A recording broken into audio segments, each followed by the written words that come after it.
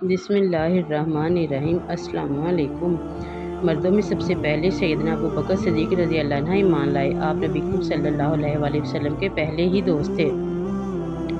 حضور نبی کریم صلی اللہ علیہ وآلہ وسلم اکثر ان کے گھر آتے اور ان سے باتیں کیا کرتے تھے۔ ایک دن حضرت حکیم بن حزام رضی اللہ عنہ کے پاس بیٹھے تھے کہ ان کی ایک باندی وہاں آئی اور کہنے لگی، آج آپ کی پھوپھی ختیجہ نے یہ دعویٰ کیا ہے کہ ان کے شوہر اللہ تعالیٰ کی طرف سے بھیجے ہوئے پیغمبر ہیں، جیسا کہ موسیٰ علیہ السلام تھے۔ حضرت ابو بکر صدیق رضی اللہ عنہ نے جو ہی حضرت حکیم رضی اللہ عنہ کی باندی کی یہ بات سنی، چپکے سے وہاں سے اٹھے اور نبی کریم صلی اللہ علیہ وآلہ وسلم کے پاس آ گئے اور آپ سے اس بارے میں پوچھا۔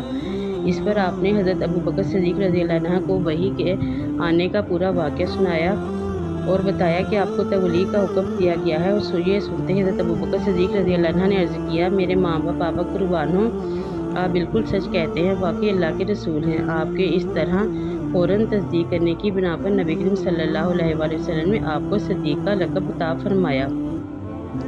اس بارے میں دوسری روایت یہ ہے کہ صدیق کا لقب آپ نے انہیں اس وقت دیا تھا جب آپ معراج کے سفر سے واپس تشریف لائے تھے۔ مکہ کے مشرکین نے آپ کو جھٹلایا تھا۔ اس وقت حضرت ابو بکر صدیق نے اس واقعہ کو سنتے ہی فوری طور پر آپ کی تصدیق کی تھی اور آپ نے انہیں صدیق کا لقب عطا فرمایا تھا۔ غرض ابو بکر صدیق رضی اللہ عنہ نے آپ کی نبوت کی تصدیق فوری طور پر کر دی۔ حضرت ابو بکر صدیق رضی اللہ عنہ کا نام نبی کریم صلی اللہ علیہ وآلہ وسلم نے عبداللہ رکھا، اس لیے کہ اس سے پہلے ان کا نام عبد الکعبہ تھا۔ اس لحاظ سے ابو بکر صدیق وہ پہلے آدمی ہیں جن کا نام نبی کریم صلی اللہ علیہ وآلہ وسلم نے تبدیل کیا۔ حضرت ابو بکر رضی اللہ عنہ یوں بھی بہت خوبصورت تھے، اس مناسبت سے آپ صلی اللہ علیہ وآلہ وسلم نے ان کا نام عتیق کر رکھا تھا۔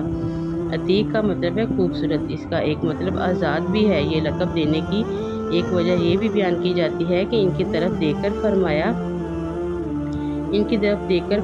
تھا، غرض اسلام میں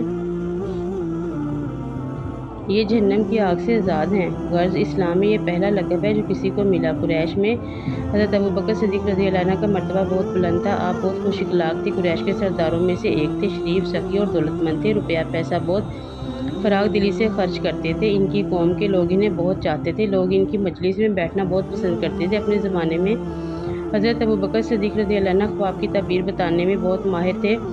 چنانچہ علامہ ابن سیرین رحمۃ اللہ علیہ کہتے ہیں، نبی کریم صلی اللہ علیہ وآلہ وسلم کے بعد حضرت ابو بکر صدیق رضی اللہ عنہ اس امت میں سب سے بہترین تعبیر بتانے والے عالم ہیں۔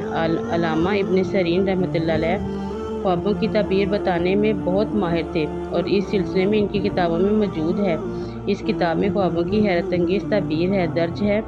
ان کی بتائی ہوئی تعبیریں بالکل درست ثابت ہوتی ہیں۔ مطلب یہ کہ اس میدان کے ماہر اس بارے میں حضرت ابو بکر صدیق رضی اللہ عنہ کو نبی کریم صلی اللہ علیہ وآلہ وسلم کے بعد سب سے بہتر تعبیر بتانے والے فرما رہے ہیں۔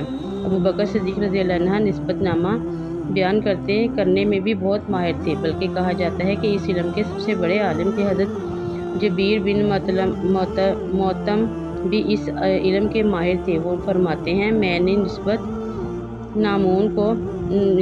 ناموں کا فن اور علم اور خاص طور پر قریش کے نسب ناموں کا علم حضرت ابو بکر صدیق رضی اللہ عنہ سے ہی حاصل کیا ہے، اس لیے کہ وہ قریش کے نسب ناموں کے سب سے بڑے عالم تھے۔ قریش کے لوگوں کو کوئی مشکل پیش آتی تو حضرت ابو بکر صدیق رضی اللہ عنہ سے رابطہ کرتے۔ حضرت ابو بکر صدیق رضی اللہ عنہ کے بارے میں نبی کریم صلی اللہ علیہ وآلہ وسلم فرمایا کرتے تھے، میں نے جسے بھی اسلام کی دعوت دی اس نے کچھ نہ کچھ سوچ بچار اور کسی قدر وقفے کے بعد اسلام قبول کیا، سوائے ابو بکر کے۔ وہ بغیر ہچکچاہٹ کے فوراً مسلمان ہو گئے۔ ابو بکر سب سے بہتر رائے دینے والے ہیں۔ میرے پاس جبرائیل علیہ السلام آئے اور انہوں نے کہا کہ اللہ تعالیٰ آپ کو حکم دیتا ہے اپنے معاملات میں ابو بکر سے مشورہ کیا کریں۔ نبی کریم صلی اللہ علیہ وآلہ وسلم کے لیے حضرت ابو بکر صدیق رضی اللہ عنہ وزیر کے درجے میں تھے۔ آپ ہر معاملے میں ان سے مشورہ لیا کرتے تھے۔ ایک حدیث میں آتا ہے، نبی کریم صلی اللہ علیہ وآلہ وسلم فرماتے ہیں، اللہ تعالیٰ نے میری مدد کے لیے 4 وزیر مقرر فرمائے ہیں۔ ان میں سے 2 آسمانوں والوں میں سے ہیں، یعنی جبرائیل اور میکائیل علیہ السلام، اور 2 زمین والوں میں سے ہیں، ایک ابو بکر اور دوسرے عمر رضی اللہ عنہ۔ اسلام لانے سے پہلے حضرت ابو بکر صدیق رضی اللہ عنہ نے ایک خواب دیکھا تھا۔ خواب میں آپ نے دیکھا کہ چاند مکہ میں اتر آیا ہے اور اس کا ایک حصہ مکہ کے ہر گھر میں داخل ہو گیا ہے اور پھر سارے کا سارا ابو بکر رضی اللہ عنہ والوں کی گود میں آ گیا۔ آپ نے یہ خواب ایک عیسائی عالم کو سنایا۔ اس نے اس خواب کی یہ تعبیر بیان کی کہ تم اپنے پیغمبر کی پیروی کرو گے جس کا دنیا انتظار کر رہی ہے اور جس کے ظہور کا وقت قریب آ گیا ہے، اور یہ کہ پیروکاروں میں سب سے زیادہ خوش قسمت انسان ہوں گے۔ ایک روایت کے مطابق عالم نے کہا، اگر تم اپنا خواب کرنے میں سچ ہوئے تو بہت جلد تمہارے گاؤں میں ایک نبی ظاہر ہوں گے۔ تم اس نبی کی زندگی میں اس کے وزیر بنو گے اور اس کی وفات کے بعد ان کے خلیفہ ہوگے۔ کچھ عرصہ بعد حضرت ابوبکر صدیق رضی اللہ عنہ کو یمن جانے کا اتفاق ہوا تھا۔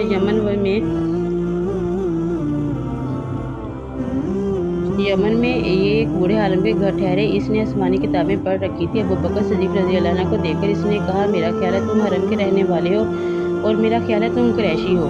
ابوبکر صدیق رضی اللہ عنہ نے جواب میں فرمایا، ہاں تم نے بالکل ٹھیک کہا۔ اب اس نے کہا، تم سے ایک بات اور کہتا ہوں، تم ذرا اپنا پیٹ پر سے کپڑا ہٹا کر دکھاؤ۔ حضرت ابوبکر صدیق اس کی بات سن کر حیران ہوئے اور بولے، ایسا میں اس وقت تک نہیں کروں گا جب تک کہ تم اس کی وجہ نہیں بتا دو گے۔ اس پر اس نے کہا، میں اپنے مضبوط علم کی بنیاد پر کہتا ہوں کہ حرم کے علاقے میں ایک نبی کا ظہور ہونے والا ہے۔ ان کی مدد کرنے والا ایک نوجوان ہوگا اور ایک پختہ عمر والا ہوگا۔ جہاں تک نوجوانوں کا تعلق ہے وہ مشکلات میں کود جانے والا ہوگا، جہاں تک پختہ عمر کے آدمی کا تعلق ہے وہ سفید رنگ کا کمزور جسم والا ہوگا۔ اس کے پیٹ پر ایک بال دار نشان ہوگا۔ حرم کا رہنے والا یتیمی خاندان کا ہوگا۔ اور اب یہ ضروری نہیں کہ تم مجھے اپنا پیٹ دکھاؤ کیونکہ باقی سب علامتیں تم میں موجود ہیں۔ اس بات پر حضرت ابوبکر صدیق رضی اللہ عنہ نے اپنے پیٹ پر سے کپڑا ہٹا دیا۔